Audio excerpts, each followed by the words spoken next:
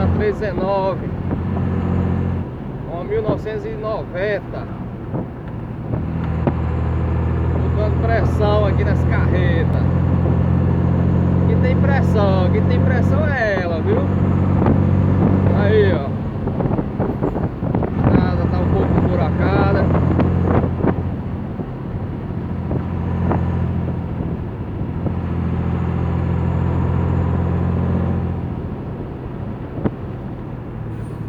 BR-304, sentido Rio Grande do Norte.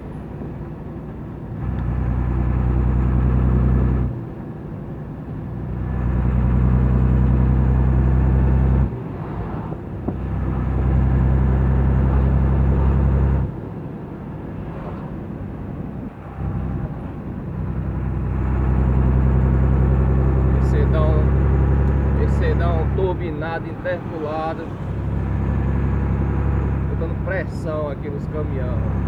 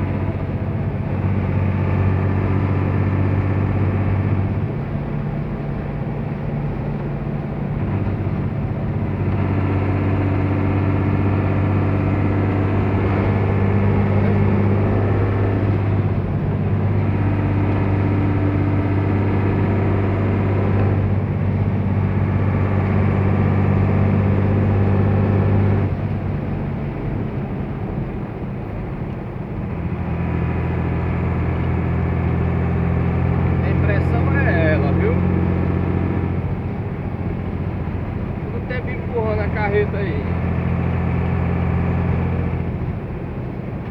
Acaba vinha com lá acelerando, empurrando a gente.